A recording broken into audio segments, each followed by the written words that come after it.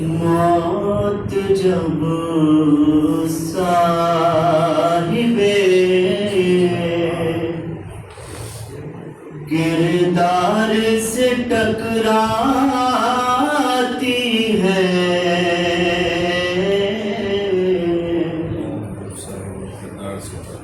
کہ موت جب صاحب کردار سے ٹکراتی ہے،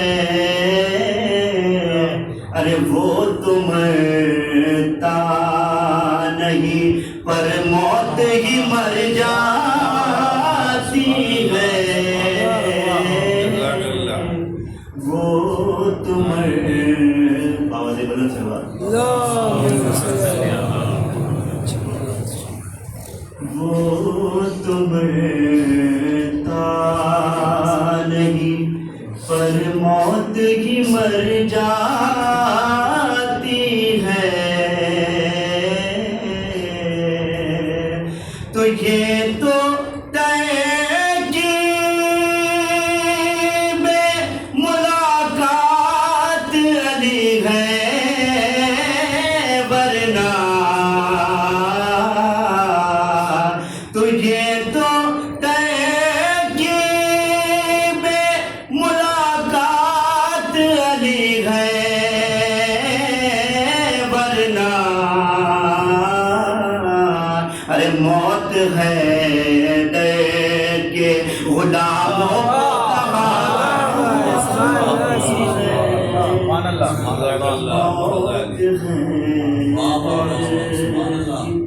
غلاموں فاتحہ۔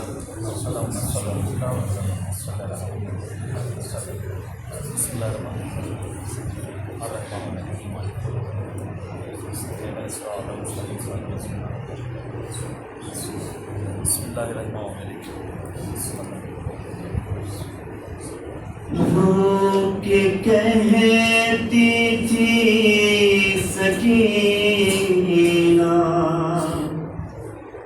چین کیوں کر پاؤں میں، رو کے کہتی تھی سکینہ چین کیوں کر پاؤں میں، جب نہیں بابا کا سینہ کس طرح سو جاؤں میں، آپ بھی گردن کٹائے دشت میں ہے بے کفن، آپ بھی گردن کٹائے دشت میں ہے بے کفن، مجھ پہ کیا گزری میرے بابا کسے بتلاؤں میں، مجھ پہ کیا گزری میرے بابا کسے بتلاؤں میں، میرے امو بھی نہیں آئے پلٹ کر میرے پاس، میرے امو بھی نہیں آئے پلٹ کر میرے پاس، ارے یہ تماچوں کے نشان بابا کسے دکھلاؤں میں، یہ تماچوں کے نشان بابا کسے دکھلاؤں میں، آگ کے بابا قید سے مجھ کو رہائی دیجیے، آگ کے بابا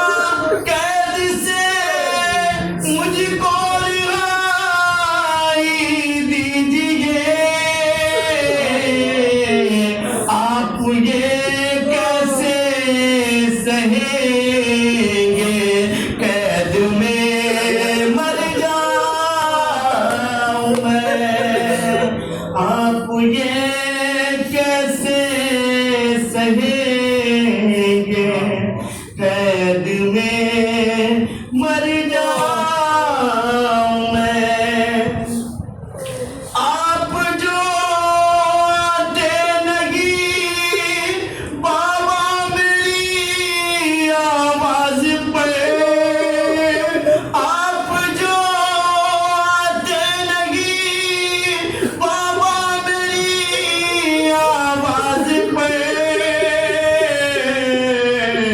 حکم مجھ کو دیجئے بابا کے خود آ جاؤں میں حکم مجھ کو دیجئے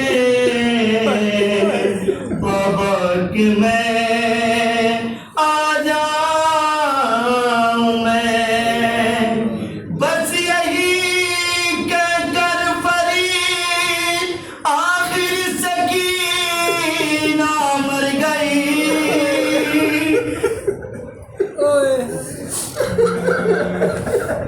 بس یہی کہہ کر فرید آخر سکینہ مر گئی ان پرندوں کی طرح کیوں کر بھلا گھر جاؤں میں اب نہیں بابا کا سینہ کیوں کر بھلا سو جاؤں میں جزاک اللہ سبحان اللہ بہت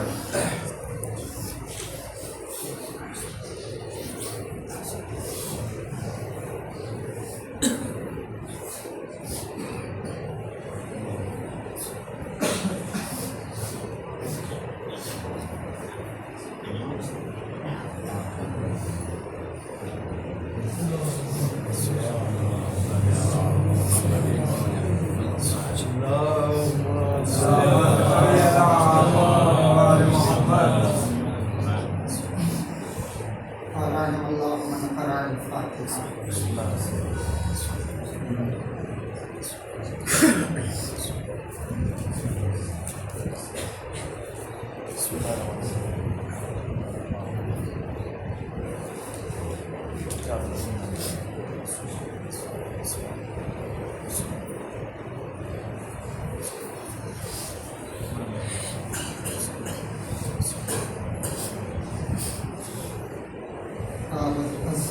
مؤدبانہ گزارش ہے کہ تین بات سے اخلاق شدہ فرما کر مرحوم مقبول محترم جناب شاہ مہدی رضا فرما شاہ غلام حسین مرحوم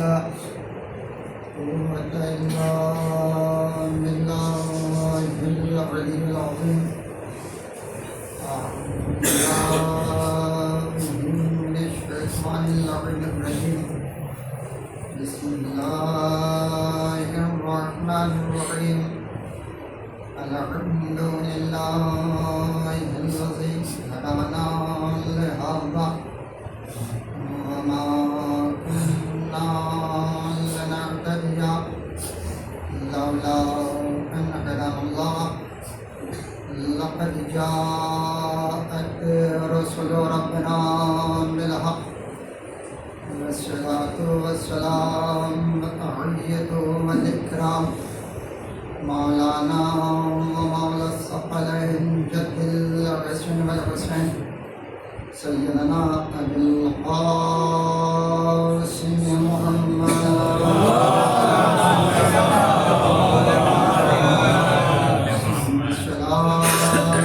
وعلى آله الطيبين الطاهرين المعصومين المظلومين ولعنة الله على أعدائهم أجمعين من الآن إلى قيام يوم الدين.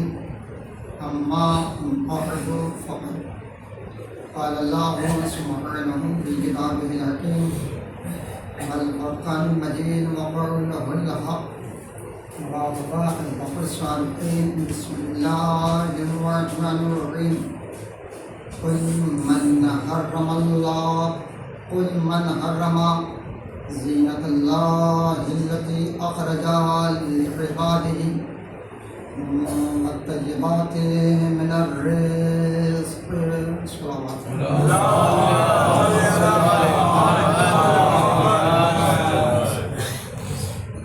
اعزامی گرامی قدر، معزز سامعین، اہل بلا اور ماتمداران سرکار سید الشہداء، یقیناً ایک مرحوم کے اظہار ثواب کی مجلس ہے،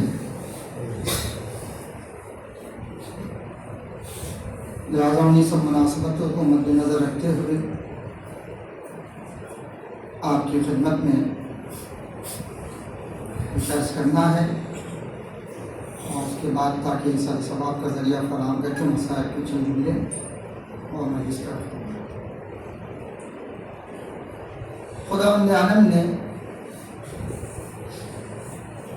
اس کائنات کو جو سجایا ہے اسے بے رونق نہیں بنایا بلکہ پر رونق بنایا ہے۔ سبحان اللہ سبحان اللہ۔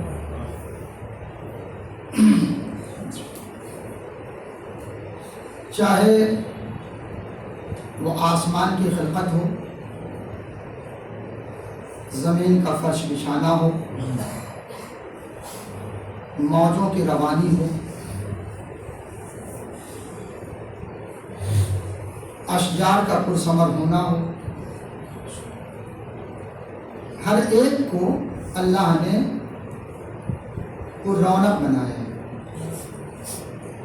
آپ دیکھیں کہ اس نے جو چیزیں خلق کی ہیں،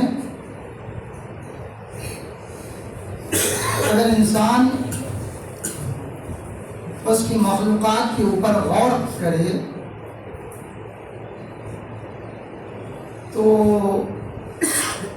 انسان پھر متحیر ہوتا ہے، اور اگر صاحبان ایمان ہیں تو ان کے ایمان میں اضافے کا سبب بنتا ہے۔ وہی صورت ہے، کچھ لوگ یا تو متحیر ہوں گے دیکھیں کہ یہ کیسے خلق ہوا، کس نے بنایا، اس کا پیدا کرنے والا کون ہے، یا اگر صاحبان ایمان ہیں ان کے ایمان میں اضافے کا سبب قرار پائے گا۔ اس کی صنعت کاری زمین ایک ہے، اشجار مختلف ہیں، جگہ ایک ہے، اسی جگہ سے چند قدم کے اوپر میٹھے درخت، چند قدم کے اوپر تلخ درخت، کہیں پہ ترشی، کہیں پہ تلخی، کہیں پہ شیرینی۔ زمین ایک ہے لیکن چونکہ جیسے جیسے دانہ بدلا ذائقہ بھی بدل گیا۔ بہت سے لوگ یہ سوچنے پہ مجبور ہو سکتے ہیں کہ بھائی کوئی ایسی زمین ہوتی جہاں پہ صرف شیرین درخت اگتے، کچھ زمین ایسی ہوتی جہاں پہ صرف تلخ درخت اگتے، لیکن قدرت نے ایسا نظام پیدا کیا اور اس طریقے سے اس کائنات کو سجایا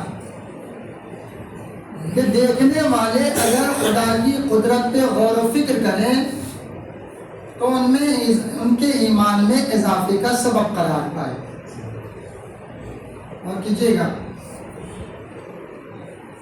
آسمان کی زینت، آسمان کی زینت کیا ہے؟ کہ وہ ابر آلود نہ ہو، اور کیجیے گا یعنی صاف و شفاف ہو۔ دن کی زینت کیا ہے؟ دن کی رونق کیا ہے؟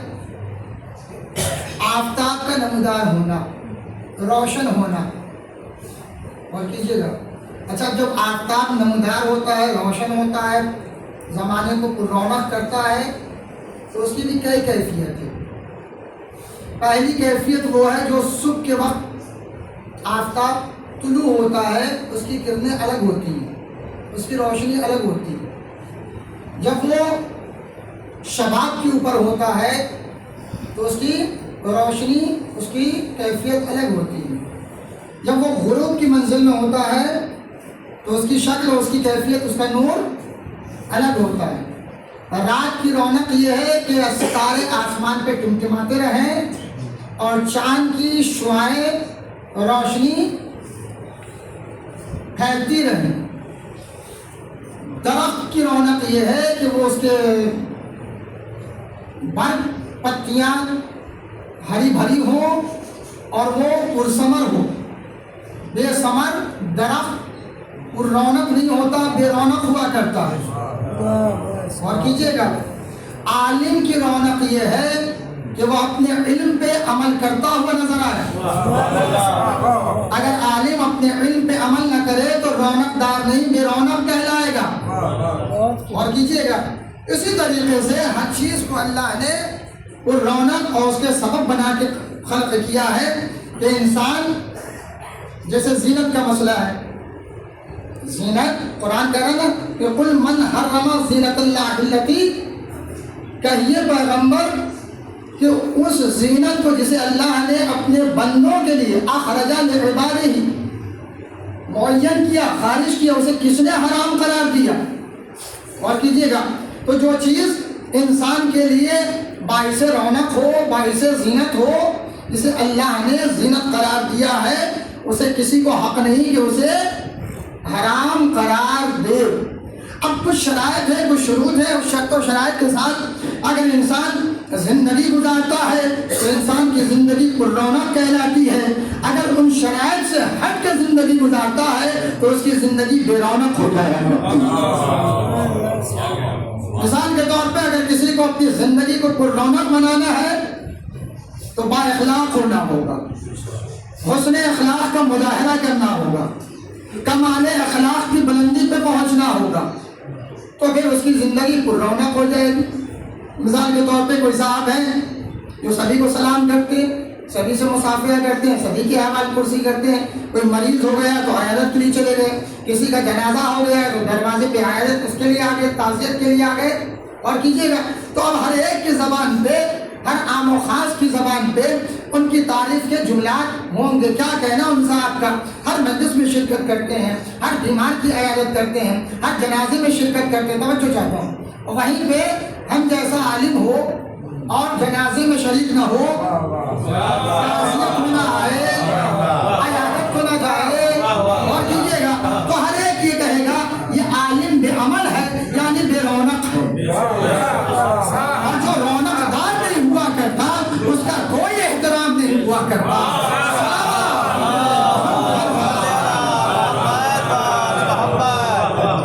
اپنے لیے کہہ رہے ہیں۔ اور کیجیے گا ہمیں اگر اسی معاشرے میں، اسی محلے میں یا کسی جگہ ہم پیشنام کی حیثیت سے جائیں اور ہم یہ سوچ کے اکڑ کے بیٹھ جائیں کہ ہم تو مولانا صاحب ہیں، ہم تو ایران سے پڑھ کے آئے ہیں، ہم نے موٹی موٹی کتابیں پڑھی ہیں، اب موٹے موٹے لوگ ہمارے پاس ہیں۔ اور کیجیے گا نہیں، اخلاق کمال علم یہ ہے، حسن علم یہ ہے کہ انسان اپنے اچھے اخلاق و کردار کا ایسا مظاہرہ کرے کہ دشمن بھی اس کا درمیان ہو جائے، دشمن بھی اس کا فسیلہ خواہ ہو جائے۔ تو انسان اپنے عمل کے ذریعے سے سامنے والے کو متاثر کر سکتا ہے، نہ مال و دولت کے ذریعے سے، نہ حسن کے ذریعے سے۔ اخلاق حسن کے ذریعے سے تو متاثر ہو سکتا ہے، جسمانی حسن کے ذریعے سے متاثر نہیں کیا جا سکتا. یہ سب فانی ہے. آج اللہ نے ہمیں خوبصورت خط و خان دیا ہے, کل کوئی زخم نکل آیا چہرے پہ, چہرے کی رونق چلی گئی. اور کیجیے گا, آج جسم میں تنومندی ادا کی ہے, کل کوئی مرض آ گیا, جسم کی تنومندی چلی گئی, خوبصورتی چلی گئی. تو جو چیز دائمی ہے اسی کو بقا ہے, جو چیز فانی ہے, جو گزر جانے والی, مثلا بچپنے میں بچہ بہت خوبصورت ہوتا ہے, پررونق ہوتا ہے, بڑا ہوتا ہے, نوجوانی کی عمر میں آتا ہے تب بھی پررونق ہوتا ہے, جوانی کی عمر میں آیا, عالم شباب میں آیا, پررونق کہلایا, لیکن جب منزل ضعیفی میں آیا تو بے رونق ہو گیا. سمجھ جاتا ہوں, خد و خال پہ جھرریاں پڑ گئی.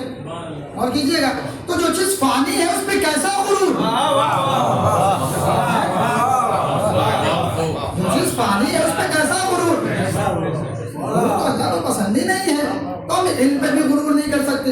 ایک لمحے کے لیے اگر خداوند عالم نے اپنی توفیق کو سلب کر لیا اور ذہن کی ایک نس بھی اگر مفلوج ہو گئی, یہ جو زبان کی لخلقانی ہے یہ سب خاموش ہو جائے گا.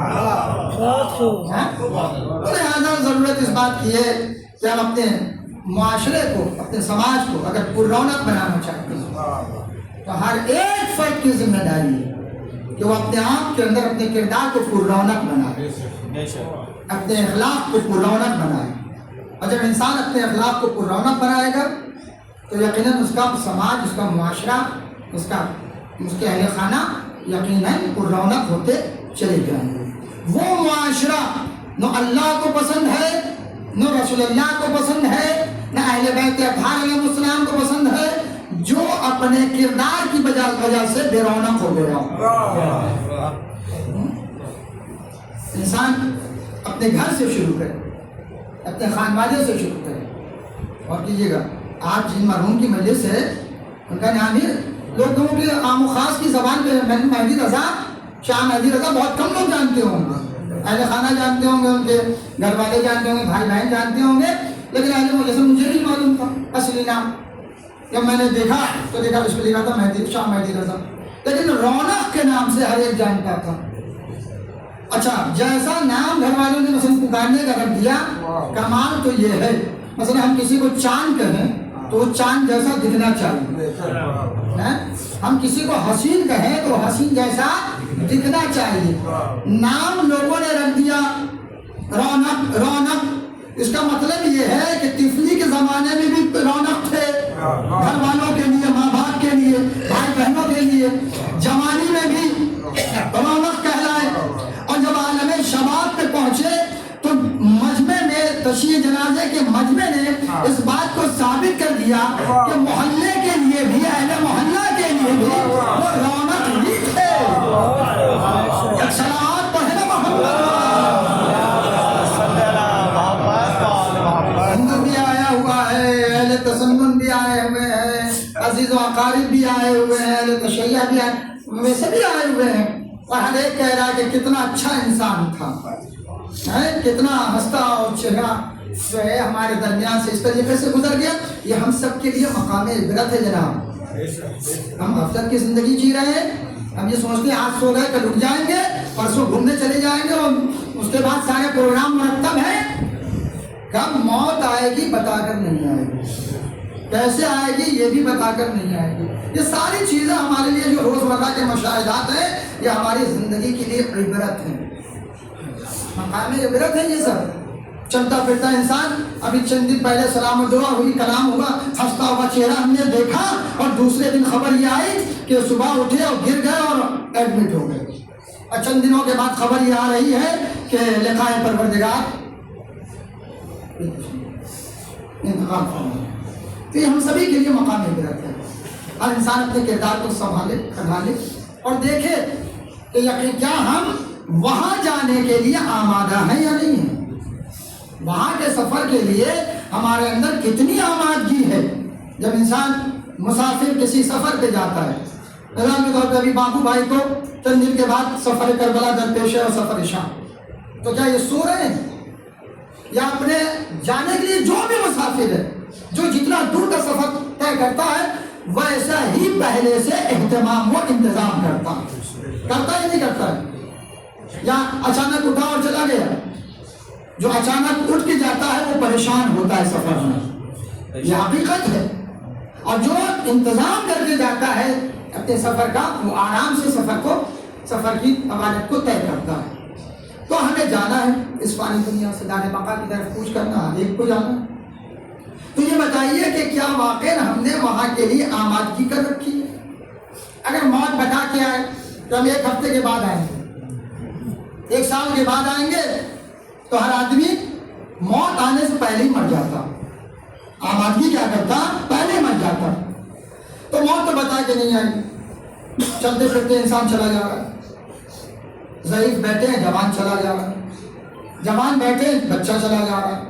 تو یہ کوئی انسان اپنے ذہن میں یہ بات نہ جما کے بیٹھ جائے ابھی تو ہماری 20 سال کی عمر ہے، ابھی تو 30 سال کی عمر ہے، ابھی تو 50 سال کی عمر۔ ضعیفی کی عمر دیکھنا واقعی ہے، اور ضعیفی کی عمر میں سارے کردار کو بھی سنبھال لیں گے، اخلاق بھی اچھا کر لیں گے، نمازی بھی بن جائیں گے، روزے دار بھی بن جائیں گے۔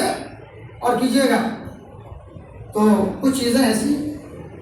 تو کہنے کا مقصد یہ ہے کہ ہم سب کو جانا ہے، ہمیں وہاں کے لیے آمادہ کرنا ہے اور اپنے اعمال کو پر رونق بنانا ہے۔ اگر اعمال پر رونق ہے تو وہاں بھی پر رونق ہوں گے، اگر اعمال بے رونق ہے تو وہاں کسی کام آنے والے نہیں ہیں۔ لہذا سب سے بڑی ذمہ داری ہے، انسان سمجھ لیتا ہے کہ ہم نماز پڑھتے ہیں، ہم اللہ کے بہت مقرب بندے، ہم نے روزہ رکھ لیا، ہم نے بہت بڑا کام کر لیا، ہم نے حج کے ارکان انجام دے دیے، ہم نے بہت بڑا کام کر لیا۔ نہیں عزیزوں میرے دوستو، جہاں حقوق اللہ ہے وہی حقوق عباد بھی، اور حقوق عباد کی ذمہ داری بہت سخت ہے۔ ممکن ہے خداوند عالم اپنے بندوں سے اگر خفا ہے، ناراض ہے، اور بندہ صدق دل سے اس کی بارگاہ میں توبہ کر لیتا ہے تو پروردگار معاف کر سکتا ہے۔ تواب الرحیم ہے، غفور الذنوب ہے، معاف کر دیا، کیونکہ اسی نے قانون بنایا ہے کہ ماں باپ کو اگر تم نے اذیت پہنچائی تو ہم تمہیں معاف نہیں کریں۔ اسی نے قانون بنایا ہے کہ اگر تم نے کسی بندگان خدا کا حق غصب کیا ہے تو جب تک وہ معاف نہیں کرے گا ہم معاف نہیں کریں گے۔ اگر تم نے کسی بندگان خدا کا دل دکھایا، اسے اذیت پہنچائی ہے، جب تک وہ معاف نہیں کرے گا ہم معاف نہیں کریں گے۔ تو اب رضایت پروردگار موقوف ہے رضایت بندگان کے اوپر حقوق عباد کے سلسلے میں۔ اور کیجیے گا تو اب یہ جو ذمہ داری ہے بہت سخت ذمہ داری ہے، ہم اس سے غافل ہیں۔ ہم اپنی زبان سے کسی کو اذیت پہنچا دیتے ہیں، جو دل میں آیا کہہ دیا، زبان اپنی ہے، جدھر چاہا ادھر گھما دیا، یہ سوچ کے گھمانا، یہ سوچ کے چلانا کہیں ایسا تو نہیں میری زبان سے نکلے ہوئے الفاظ کسی کے دل میں چپ تو نہیں رہے، کسی کو اذیت تو نہیں پہنچا رہے ہیں، اس لیے ہمیں بھی جانا ہے۔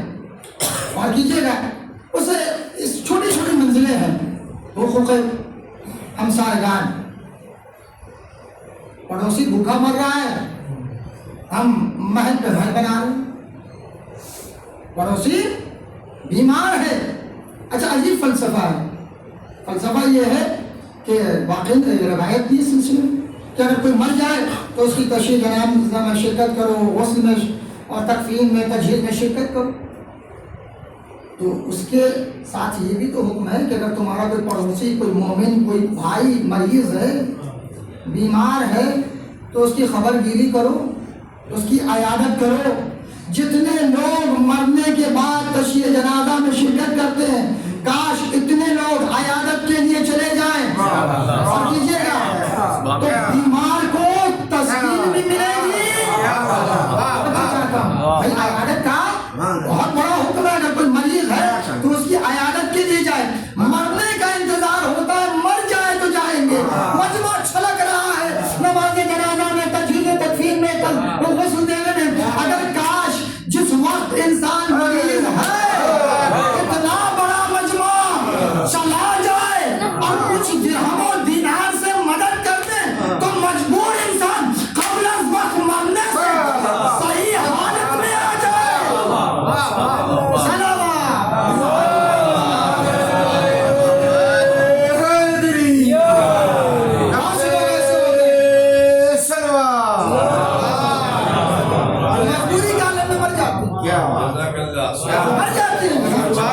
نہ اپنے پوچھنے آتے ہیں، نہ پرائے پوچھنے آتے ہیں، نہ دوست آتے ہیں، نہ احباب آتے ہیں، نہ عزیز آتے ہیں، نہ قریب آتے ہیں.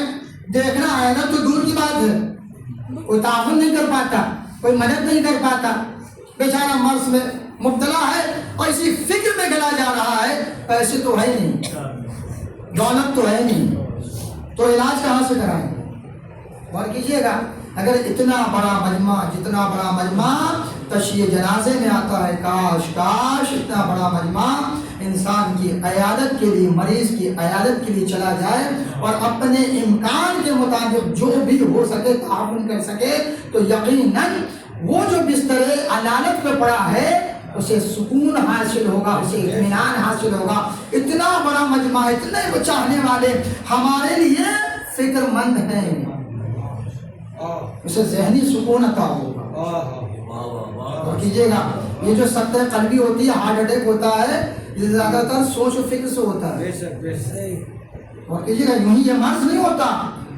زیادہ انسان کو ٹینشن میں ہو، یا تو فشار مادیات، مطلب کثیر العیال ہے، بچوں کی پڑھائی کا سلسلہ، بچوں کے کھانے پینے کا سلسلہ. اب بیچارہ مثلا قلیل اس کی آمدنی ہے تو پریشان حال ہے. اب جب پریشان حال ہے تو اب اپنی زندگی کو پررونق نہیں بنا پا رہے. اور کیجیے گا، تو اب اگر معاشرے کے افراد کی قرآن یوں ہی نہیں کہا وَمِمَّا رَزَقْنَاهُمْ يُنْفِقُونَ، قرآن یہ نہیں کہہ رہا جو کچھ تم نے کمایا ہے وہ دے دو، جو کچھ ہم نے تمہیں عطا کیا ہے وَمِمَّا رَزَقْنَاهُمْ يُنْفِقُونَ، جو کچھ ہم نے تمہیں رزق دیا ہے اس میں سے انفاق کرو. انسان ڈاکٹر بن کے، انجینئر بن کے، مولانا بن کے، ذاکر بن کے، خطیب بن کے سمجھتا ہے ہم نے اپنی محنت سے کمایا ہے. نہیں، قرآن کہہ رہا وَمِمَّا رَزَقْنَاهُمْ يُنْفِقُونَ، جو کچھ ہم نے تمہیں رزق دیا ہے اس میں سے رائے خدا میں انفاق کرو، خرچ کرو. اور خرچ کا اصول کیا ہے؟ خاموشی سے دیکھ لو کون اس کا حقدار ہے، خاموشی سے اس کی مدد کرو. نہ اعلان کرنا ہے. یہاں تو ہم 10 روپے کا چندہ دیتے ہیں تو چاہتے ہیں کہ لسٹ میں ہمارا نام سر فہرست ہو. ہوتا نہیں ہوتا، یہ مزاج انسانی ہے. ہم اگر 500 روپے کا چندہ دے دیں تو اب تو ہم پھولے نہیں سما رہے کہ ہم نے تو سب سے بڑا نوٹ دے دیا. اور کیجیے گا، اور یہ چاہتے ہیں کہ عام و خاص کی زبان پہ یہ جملہ ہو، فقرہ ہو، فلاں صاحب نے تو اتنا بڑا چندہ کیا ہے. یاد رکھیے گا، عمل انجام دیں اور اس عمل کے حسن کی برقراری کے لیے اخلاص کو قائم و دائم رکھیں. جہاں شیطان نے ریا داخل کر دی حسن عمل ختم ہو جائے گا، اور جہاں حسن عمل ختم ہوا وہیں وہ آپ کی دولت، ثروت، محنت، مشقت سب بیکار ہو گئی. لہذا اگر کوئی کام کرنا ہے تو وہ بربنائے اخلاص کریں، بربنائے خلوص پروردگار کریں. حکم پروردگار ہے، اللہ نے حکم دیا ہے، لہذا اس کی رضا کی مطلوبیت کے لیے ہم قربتاً اللہ اس عمل کو انجام دے رہے ہیں. اور کیجیے گا، اگر ہم نے اس طریقے سے اس عمل کو انجام دیا تو ہمارا عمل رونق کہلائے گا. جہاں ریا کو شامل کر لیا، عمل چاہے کتنا حسین ہو لیکن بے رونق ہو جائے گا. سلامات پڑھیں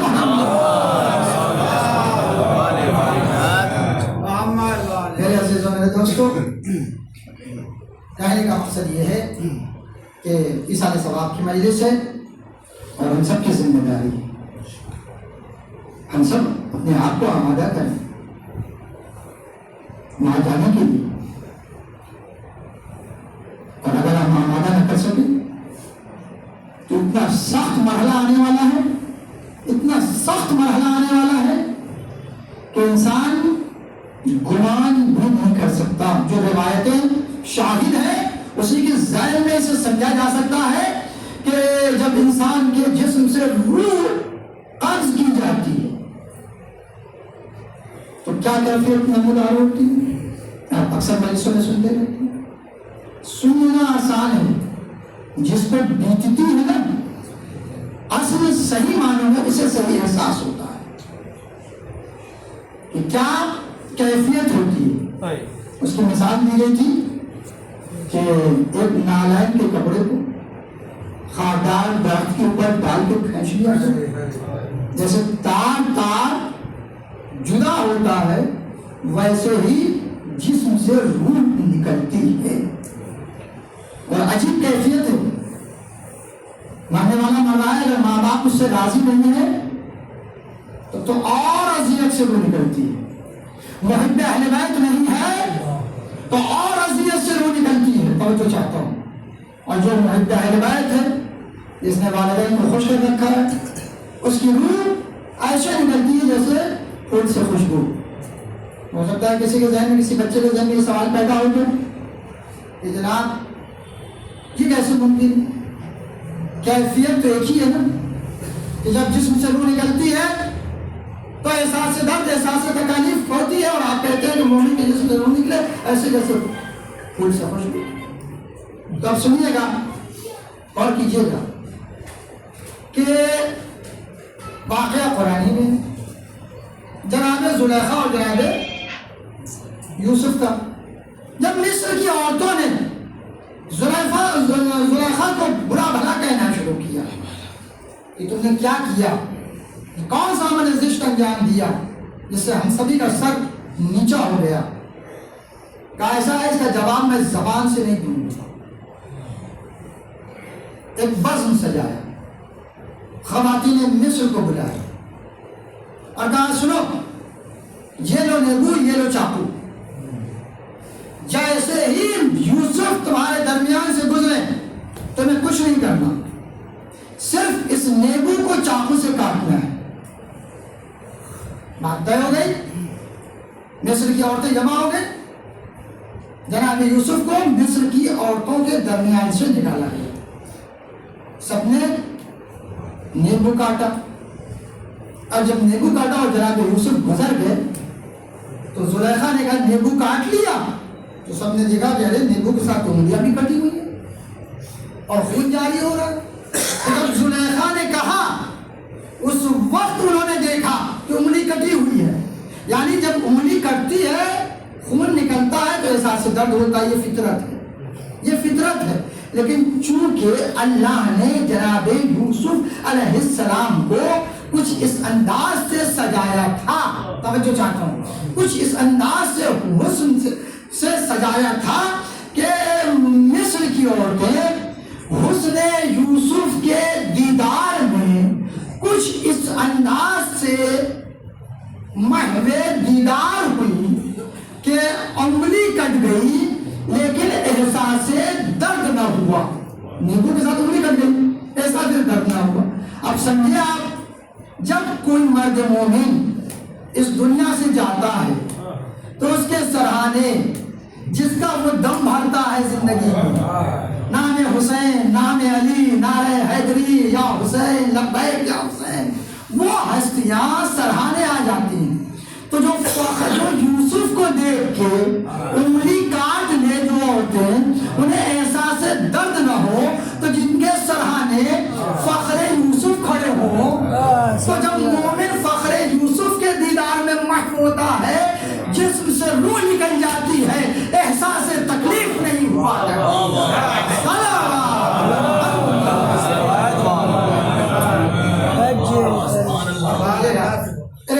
دوستو۔ اس کے بعد کی منزل آتی ہے کب؟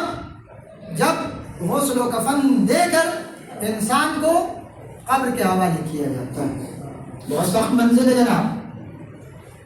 اس لیے یہ ہمارے یہاں دستور نہیں ہے، اگرچہ روایت میں ہے اور بعض علاقوں میں دستور آج بھی باقی ہے کہ مرنے والے کی طرف سے اس روز زیادہ سے زیادہ صدقہ دیا جائے، اناج ہو، پیسے ہو، جو بھی ہو، صدقہ دیا جائے تاکہ تخفیف عذاب قبر کا سبب بن سکے۔ صدقہ بہت سے علاقوں میں گیہوں وغیرہ تقسیم کیے جاتے ہیں، قبرستانی میں فقراء کو دے دیا جاتا ہے، بہت سی جگہ مخفی طور پہ دیا جاتا ہے، اور دیجیے گا۔ اس کے بعد کی جو منزل ہے، اس لیے تاکید کی جاتی ہے، اعلان کیا جاتا ہے کہ جناب آپ سبھی حضرات مرحوم کے لیے نماز وحشت قبر پڑھتے ہیں۔ وحشت قبر، یہ وحشت کیا ہے؟ قبر کی وحشت۔ ہم سن نہیں پاتے. مرنے والے کو جب ہم دفن کر دیتے ہیں اور جب ہم وہاں سے پلٹتے ہیں نا، اسی منزل سے وہ بے قرار ہوتا ہے اور چیخ چیخ کے آواز دیتا ہے، دوستوں کو بلاتا ہے، عزیز و اقربا کو بلاتا ہے. جو لوگ وہاں گئے ہیں نا، جو دفن کر کے واپس آ رہے، ہر ایک کو آواز دے کے کہتا ہے میں تو تمہارے پہلو میں بیٹھتا تھا، تم مجھے تنہا چھوڑ کے کہاں جا رہے ہو؟ تمہارے ساتھ تو میں ہونے والا تھا، تم مجھے چھوڑ کے کہاں جا رہے ہو؟ اس طریقے سے وہ چیخ چیخ کے آواز دیتا ہے، لیکن ہم اس کی آواز کو محسوس نہیں کر پاتے، سن نہیں پاتے. میرے عزیزوں، میرے دوستوں، اب وہاں انسان ہے، ہم ہیں، ہماری تنہائی ہوگی، مرنے والا ہے، اس کی تنہائی ہے اور اس کی اعمال ہے. وحشت قبر کے لیے نماز وحشت قبر کی ترجمہ کی جاتی ہے کہ زیادہ سے زیادہ لوگ نماز وحشت قبر پڑھیں، تاکہ جتنے لوگ نماز وحشت قبر پڑھیں گے اتنا ہی وحشت قبر سے اس مردے کو رہائی ملے، خوف قبر سے آزادی ملے. اچھا، ہم یہ سوچتے ہیں ہمارا کوئی اپنا تھوڑی مرا ہے، چچا تھوڑی گئے ہیں، خالو تھوڑی گئے، ماموں تھوڑی گئے، کہ جو ہم نماز وحشت قبر پڑھیں. یاد رکھیے گا، اگر ہم نے کسی مرد مومن کے لیے نماز وحشت قبر نہیں پڑھی یہ سوچ کے کہ میرا اپنا تو نہیں ہے، تو یاد رکھیے گا جب ہم کل مر کے جائیں گے تو یہی فکر اللہ دوسروں کے ذہن میں ڈال دے گا. اور کیجیے گا، جیسا کرتے جاؤ گے ویسا پاتے جاؤ گے. تو رونق اعمال کرو گے پر رونق جزا ملے گی، بے رونق اعمال کرو گے بے رونق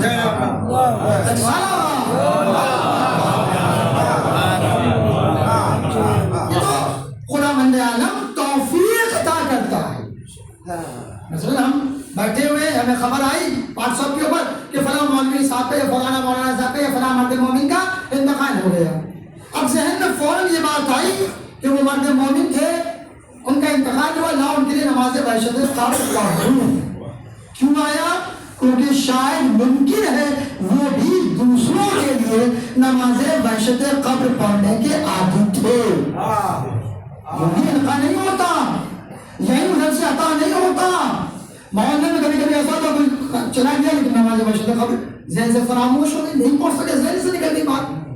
بعد میں یاد آیا نماز مغربین پڑھ کے دیر رات سے صبح کے وقت یاد آیا. کہنے کا مقصد یہ، تو کہنے کا مقصد یہ ہے کہ اگر انسان عادی نہیں ہے تو پھر ادھر سے انقاد بھی نہیں ہوگا اس کے لیے.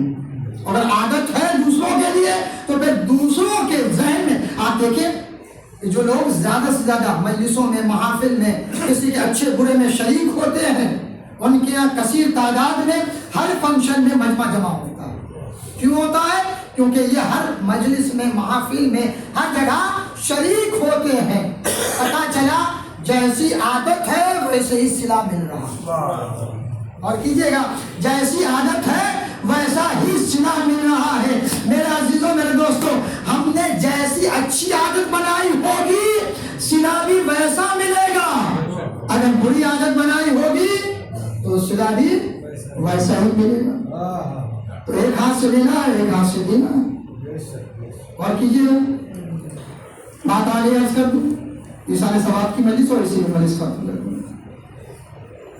اگرچہ مرحوم کو اللہ نے نعمت اولاد سے سرفراز نہیں کیا، وہ محروم تھے، لیکن یہ ضروری نہیں ہے کہ یہ محرومی کسی اور وجہ سے ممکن ہے. اللہ یاد رکھیے گا، میں نے ابھی چند دن پہلے ایک صاحب جو ہمارے عزیز ہیں، میں نام نہیں لینا چاہتا، بات آگے عرض کر، ملاقات کی. ان کا ایک بیٹا، چند بیٹیاں ہیں.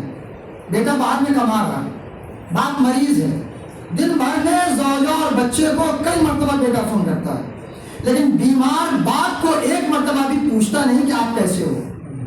تو ان کا جملہ تب فکر سے سنیے گا، کاش میں نے پیدا ہوتے ہی مجھے پتا ہوتا تو میں اس کا گلا گھونٹ کے مار دیتا. یہ باپ کہہ رہا ہے اپنے بیٹے کے لیے، یعنی آپ اندازہ لگائیے گا کتنا تڑپ کے جملہ کہا ہوگا ایک باپ نے اپنے بیٹے کے لیے، یعنی کتنی اذیت کی زندگی گزار رہا ہوگا ایک باپ. تبھی تو یہ کہہ رہا کہ اگر کاش مجھے پتا ہوتا کہ جوانی کے عالم میں آ کے جب میں ضعیف ہوں گا تو یہ میرا خیال نہیں رکھے گا، مجھے اذیت پہنچائے گا. کہ مجھے دولت نہیں چاہیے، کم سے کم 2 جملے تو مجھ سے پوچھ میں بول طریقے سے وہ اپنی بچوں سے بات کرتا ہے اور مجھے اگنور کرتا ہے, مجھے نظر انداز کرتا ہے, تو یہاں چبھن ہوتی ہے, یہاں درد ہوتا ہے. بیٹا ہو کے مجھ سے بات نہیں کرتا, میری خیریت نہیں پوچھتا. یاد رکھیے گا, اس پوری مجلس کا محاصر جملہ کہہ کے جا رہا ہوں, آج کا نافرمان بیٹا کل کا پریشان باپ ہے. آج کی نافرمان بہو کل کی پریشان ساس ہے. دنیا مزرعہ الآخرہ, دنیا آخرت کی کھیتی ہے. کسان کے پاس جائیے گا, آلو بویا ہوگا, کہیے گا جناب اس کھیت سے ہمیں پیاز دے دو. کہا دیوانے ہو گئے ہو, ہم نے تو پیاز بویا ہے, آلو کہاں سے کاٹ کے دوں گا. آلو کے کھیت میں چلے جائیے, کہیے پیاز دے دو. کہا میں نے تو آلو بویا ہے, پیاز کہاں سے دے دوں گا. پتا چلا جو بوؤ گے وہی پاؤ گے, جیسا کرو گے ویسا ملے گا. آج کا نافرمان بیٹا کل کا پریشان باپ ہے, آج کی نافرمان بہو کل کی پریشان ساس ہے.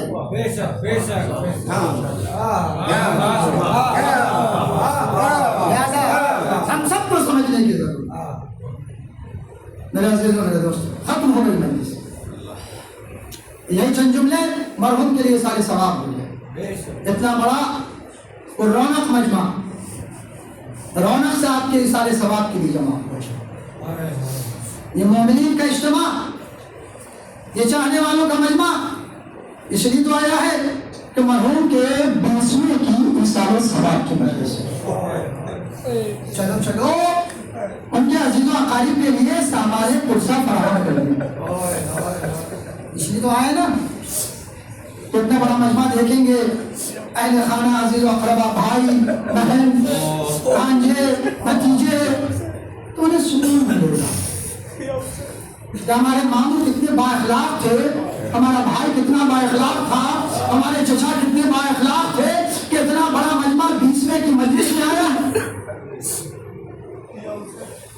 ذرا انصاف سے بتائیے گا, کربلا بہت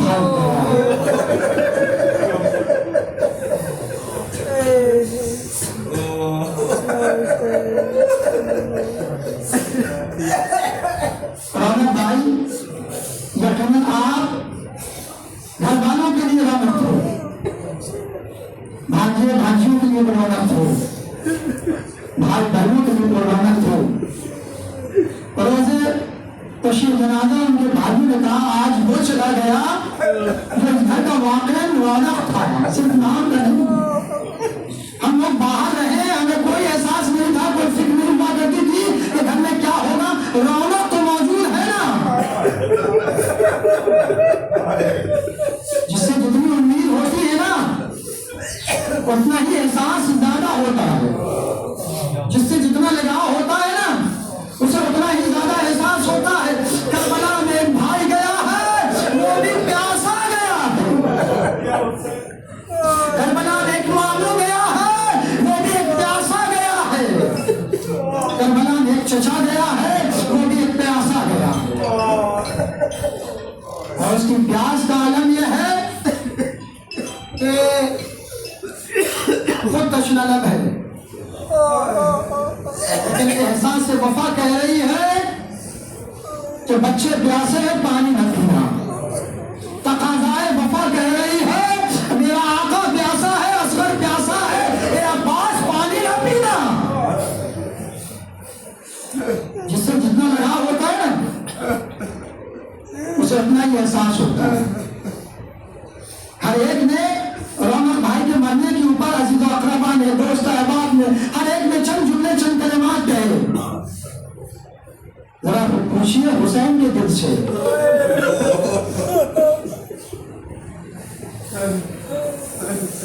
جب بھائی تو بھائی کی مجلس ہے نا, بھائی جب دنیا سے ہوتا ہے تو کیا کیفیت محسوس ہوتی ہے وہ بھائی بیان کر سکتا ہے.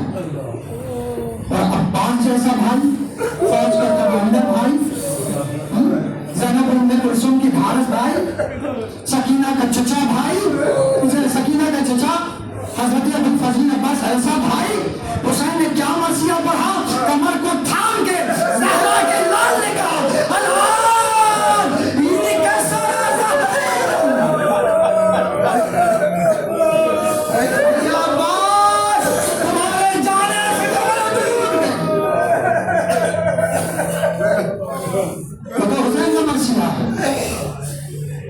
حسین کا مسیح تھا. اس کے بعد جناب زینب ام کلثوم کا مسیح کیا تھا, بیویوں کا کیا مسیح تھا. جب خبر شہادت خیمے میں آئی نا کہ عباس مارے گئے, نہر پہ بازو کٹا کے سو گئے, تو ایک مرتبہ زینب ام کلثوم بے قراری کے عالم میں کہتی ہے, اے بھیا عباس, اللہ کے چین سے سوئے بھی کہ تمہاری حیبت سے جاگا,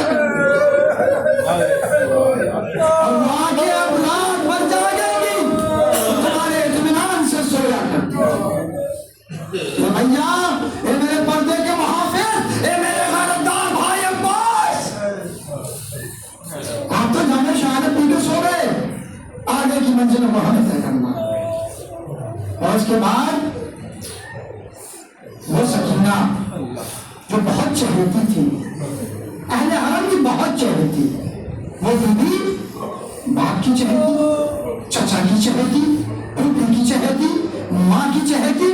کیا کہنا اس بچی کا کہ ایک ایسی بچی ہے جو تمام اہل حرم کے لیے چہیتی ہے, ہر دل عزیز ہے, لیکن جب جناب سکینہ کو اپنے چچا کی خبر شہادت ملی نا تو بچی نے ہاتھ سے کولا پھینک دیا اور قدموں سے لپٹ گئی, لپٹ کے کہتی بابا, بابا پیاسی پیاس منظور ہے بابا, لیکن چچا کا فراق, چچا کی شہادت, چچا کا جانا سکینہ کے لیے ارے منظور نہیں بابا, میرے چچا کو بلا دو بابا. اجرکم اللہ, اجرکم اللہ, اللہ کا نام استعمال ہو رہی. رونق بھائی, آپ کے دوسرے کی مجلس میں اتنا بڑا مجمع آیا ہے, یقیناً یہ جملات, یہ مومنین کا گریہ, یہ آنسو, یہ اہل عزا کا تسلیت دینا, تعزیت پیش کرنا, یقیناً آپ کی روح کے لیے تسکین کا سبب بنے گا.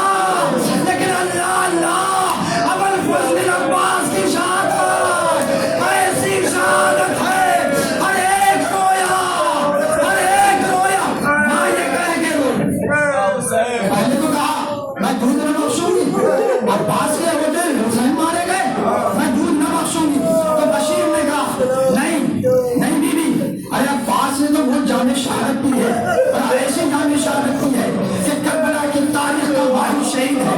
ہر شہید جب گھوڑے کی زین سے زمین پر آیا, زخمی حالت ملا تو اس کے بازو سلامت تھے, گھوڑے کی زین سے زمین پر آیا, ہاتھوں کو دیکھا, جب کوئی گرتا ہے بلندی سے تو ہاتھ کا سہارا دیتا ہے. ام الولید کا نام, آپ کا بیٹا علی کی تمنا, جب گھوڑے کی زین سے زمین پر آیا, ہاتھ سلامت رکھے, منہ کے بعد زمین کربلا. اجرکم اللہ, اجرکم اللہ. آخری منزل تمام. سکینہ شام ولیمہ میں جب خیمے جل گئے اور جناب زینب جناب سکینہ کو ڈھونڈ کے لائی نا, تلاش کر کے لائی نا, بیوی تھکی تھی, دامن جلا تھا, تازیانوں کے نشان, دھوپوں کے نشان, چہرے پہ تماچوں کے نشان, نمیں پھٹی ہوئی, خون جاری ہے, باپ سے شکوہ کرنا گئی تھی, سینے پہ سونے گئی تھی. زینب نے سارے بچوں کو تلاش کیا, سارے بچے, ان میں سے چند بچے گھوڑوں کی ٹاپوں سے شہید ہو چکے تھے, لیکن سکینہ اس ملک میں بھی نظر نہیں آئی. تو چلتے چلتے شہر کی منزل میں اتری, کیا دیکھا, ایک بیسن لاشا ہے, ایک بچی ہے جو سینے پہ لیٹی ہے. ارے جیسے ہی آواز دی نا, اے بیٹی سکینہ, ارے تم کس کے سینے پہ لیٹی ہو, بیسن لاشے سے آواز آئی, اے زینب آہستہ بولو, ابھی ابھی میری بچی کو میری بچی, اس کے بعد اسے سونا نصیب نہ ہوگا. اجرکم اللہ, اجرکم اللہ. جناب زینب نے جناب سکینہ کو اٹھایا, لے کر آئی, بیوی کو لے کر آئی, اٹھایا, چلی ہوئی قیادوں کی خاک پہ, بچے بیٹھے, بیویاں بیٹھی, سکینہ کو ٹھکیاں کر کے سلانے کی کوشش ہے کہ اس اسنا میں کیا دیکھا, چند چراغ نمودار ہو رہے ہیں. جیسے جیسے چراغ قریب آئے نا تو کیا دیکھا, کیا زوجہ برائی ہے, چند گلزے آپ لے کر آئی ہے. آنے کے بعد کہتی ہے لوگ بچوں کو پانی پلا دو. جناب سکینہ سب سے چھوٹی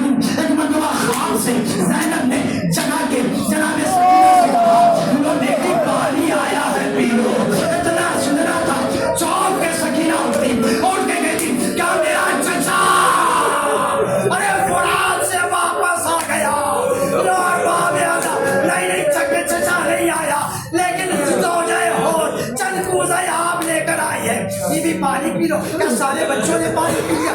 ہمارے یہاں کا دستور ہے جو سب سے چھوٹا ہوتا ہے اسے پانی پلایا جاتا ہے. اے بی بی تم چھوٹی ہو, پہلے تم پانی پی لو. بس اتنا سننا تھا. شہزادی نے ننھا سا کودا ننھے ہاتھوں میں لیا, اٹھی, اٹھنے کے بعد مقتل کی طرف چلی. بیویاں پیچھے, اے بیٹی کہاں جا رہی ہو؟ وہ بھی اماں آپ ہی نے تو کہا ہے ہمارے بیت کے گھرانے کا دستور ہے جو سب سے چھوٹا ہوتا ہے اسے پانی پلایا پہلے جاتا ہے. اے وہ بھی اماں, ہمارا بھیا علی اصغر اتنا پیاسا تھا کہ جب ہونٹ کھولنا چاہتا تو کھل نہیں پاتے تھے. اے وہ بھی اماں, میں اصغر کو پانی پلانے جا رہی ہوں. اجرکم اللہ. جناب زینب نے سکینہ کو آغوش میں اٹھا لیا, اٹھا کے کہتی بی بی وہ جام کوثر سے سیراب ہو چکے ہیں, بی بی تم پانی پی لو. لو اور باب عجب نہیں دل کا چاہتا ہے. جناب سکینہ نے ایک مرتبہ فرات کا رخ کیا ہوگا, آواز دے کے کہا ہوگا اے میرا غیرت دار چچا, ارے تم پانی نہ لا سکے, شام شہادت پی گئے. اے چچا سکینہ کو گوارا نہیں, تیری شہادت کے بعد آیا ہوا پانی اپنی لبوں کو لگاؤ. اے